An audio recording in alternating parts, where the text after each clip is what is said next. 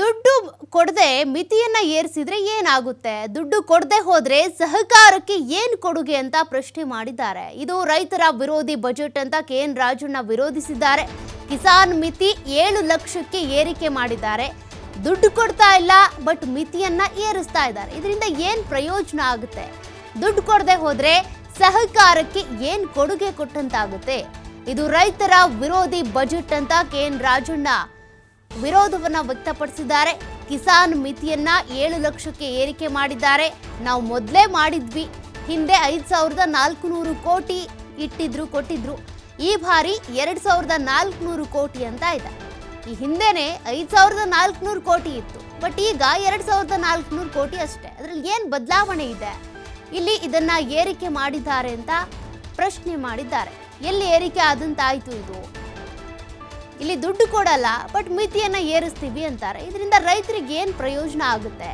ಹೀಗಾಗಿ ರೈತ ವಿರೋಧಿ ಬಜೆಟ್ ಅನ್ನ ಇವತ್ತು ಮಂಡನೆ ಮಾಡಲಾಗಿದೆ ಅಂತ ಕೆಎನ್ ರಾಜಣ್ಣ ವಿರೋಧವನ್ನ ವ್ಯಕ್ತಪಡಿಸಿದ್ದಾರೆ.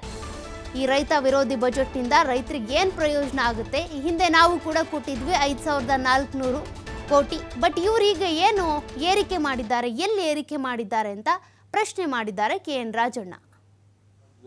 ನಾವು ಈಗಾಗಲೇ 2 ವರ್ಷದ ಮುಂಚೆನೆ ನಾವು ಏರಿಸಿದ್ದೇವೆ. ಇದು ಅವರು ಏರಿಕೆ ಮಾಡಿದ್ದೇವೆ ಅಂತಕ್ಕಂಥದ್ದನ್ನ ಹೇಳ್ಕೊಳ್ತಕ್ಕಂಥದ್ರಲ್ಲಿ ವಿಪರ್ಯಾಸ ಏನಿದೆ? 5400 ಕೋಟಿ ರೂಪಾಯಿಯನ್ನ ಈ ಒಂದು ಬಾಬುಗೆ ಹಣ ರಿಲೀಸ್ ಮಾಡ್ತಾ ಇದ್ರು ಹಿಂದೆ. ಈ ಸರಿ 2340 ಕೋಟಿ ಕೊಟ್ಟಿದ್ದಾರೆ.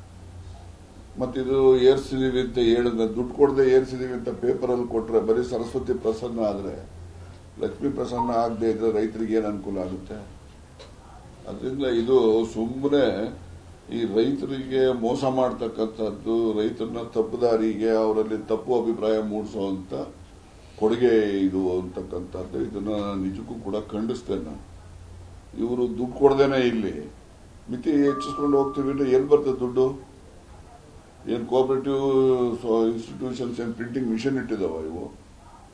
ಇಲ್ಲಿ ನೋಡಿದ್ರೆ ಇವರು ಬರೀತಾರೆ, ಕೇಂದ್ರ ಸರ್ಕಾರದ ಸ್ಪಾನ್ಸರ್ಡ್ ಸ್ಕೀಮ್ಸ್ ದುಡ್ಡೆಲ್ಲ ನೀವು ಕಮರ್ಷಿಯಲ್ ಬ್ಯಾಂಕ್ ಅಲ್ಲಿ ಇಡಬೇಕು. ಶೆಡ್ಯೂಲ್ಡ್ ಬ್ಯಾಂಕ್ ಅಟ್ಲೀಸ್ಟ್ ಹೋಗ್ಲಿ, ಬೇರೆ ಬ್ಯಾಂಕ್ ಅಲ್ಲಿ ಇಡಿದ್ರೆ ಶೆಡ್ಯೂಲ್ಡ್ ಬ್ಯಾಂಕ್ ಎಲ್ಲರೂ ಇಡಬೇಕಲ್ಲ.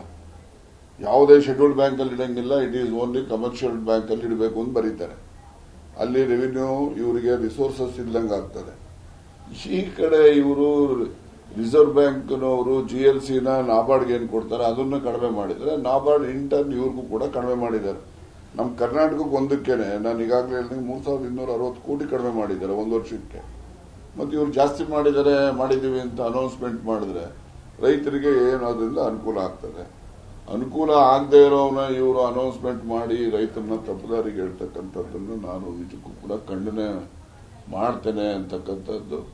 ಮತ್ತು ರೈತರಿಗೆ ಇವರು ಈ MSP ಬಗ್ಗೆನೂ ಕೂಡ ಯಾವುದು ಸರಿಯಾಗಿ ನಿರ್ದಿಷ್ಟವಾದಂತಹ, ರೈತರು ಇವತ್ತು ಹೋರಾಟ ಮಾಡ್ತಿದ್ದಾರೆ. ಅವರು ದಿಲ್ಲಿ ಬಾರ್ಡರ್ ಅಲ್ಲಿ ಕೂತಿದ್ದಾರೆ, ತಿಂಗಳಗಟ್ಟಲೆಯಿಂದ ಅವರಲ್ಲಿ ಧರಣಿ ಮಾಡ್ತಾ ಇದ್ದಾರೆ. ಅವರ ಗ್ರೀವಿಯನ್ಸಸ್ ಅನ್ನು ಕೂಡ ಇವರು ರಿಡ್ರೆಸ್ ಮಾಡದೇ ಇರತಕ್ಕಂಥದ್ದು ಇದು ರೈತ ವಿರೋಧಿ ಬಜೆಟ್ ಅಂತ ಹೇಳ್ಬೋದು.